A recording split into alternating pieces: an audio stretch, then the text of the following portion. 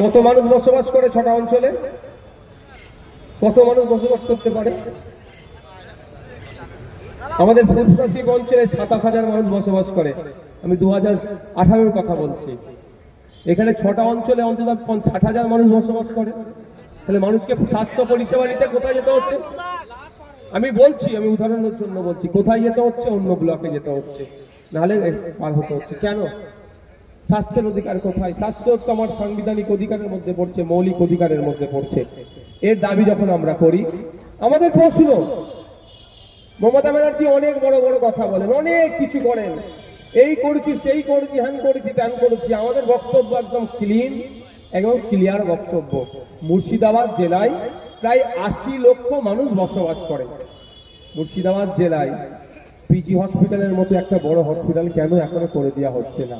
এই দাবিটা আমাদের দাবি। দার্জিলিং থেকে শুরু করে আলিপুরদুয়ার, জলপাইগুড়ি, যে সমস্ত জেলা পিছড়ে বর্গের জেলা আছে, ওইদিকে ঝাড়গ্রাম, বাঁকুড়া, ওইদিকে সুন্দরবন, এই সমস্ত এলাকায় কেন এক একটা জেলাতে, পিছড়ে বর্গের জেলাতে প্রতি বছরে একটা করে পিজি হসপিটালের মতো বা কলকাতার বড় হসপিটালের মতো হসপিটাল করছে না?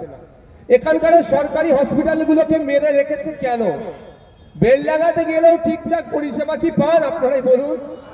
কোথায় যেতে হয়?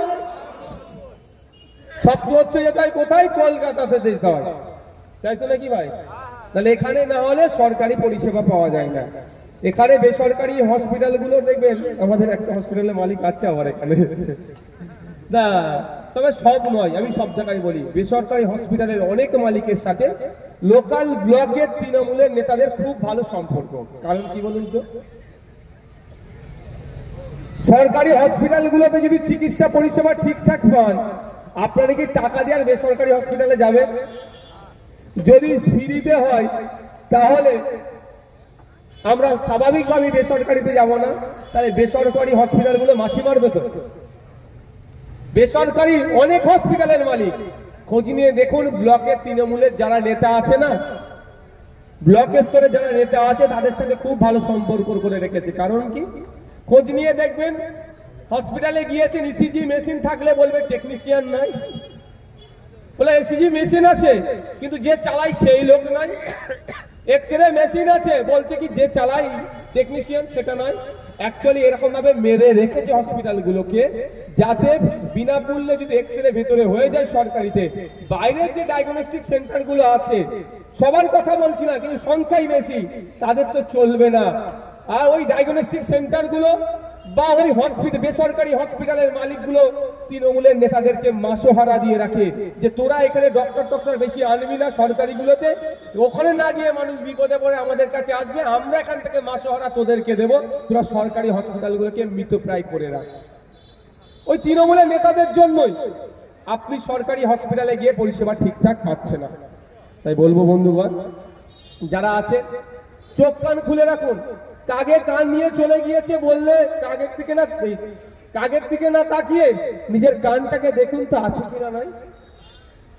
আপনার অধিকার আপনি জানুন, আপনার অধিকার আপনি না জানার ফলে আজকে আমাদেরকে এই সমস্যার সম্মুখীন হতে হচ্ছে।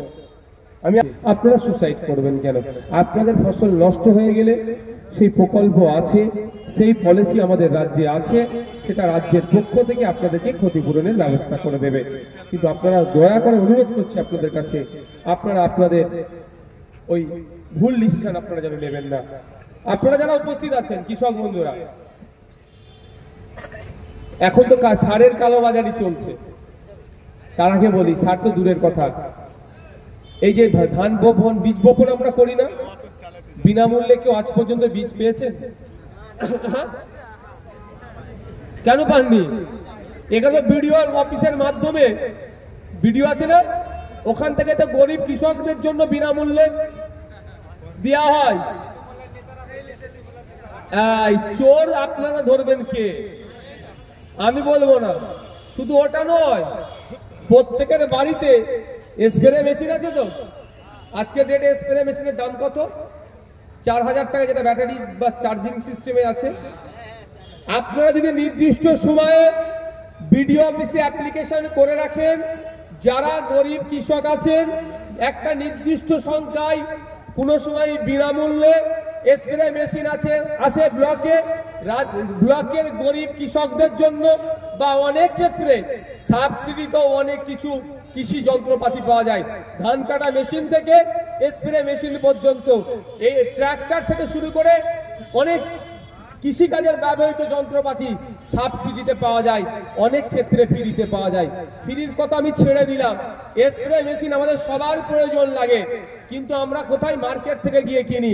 কিন্তু আপনারা যদি নির্দিষ্ট সময়ে অ্যাপ্লিকেশন করে ওখানে জমা দেন এডিএ স্যারের কাছে, তাহলে আপনারা জানতে পারবেন আপ টু 40% ডিসকাউন্ট আছে, অর্থাৎ সাবসিডি আছে।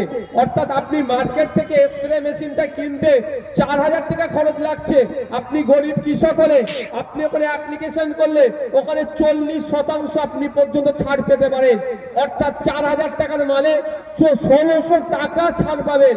কিন্তু ওই 1600 টাকা ছাড় পাচ্ছেন না, ওটা মধ্যখান থেকে লুট হয়ে যাচ্ছে আপনারা না জানার ফলে। এটা কোথায় গেলে পাবেন?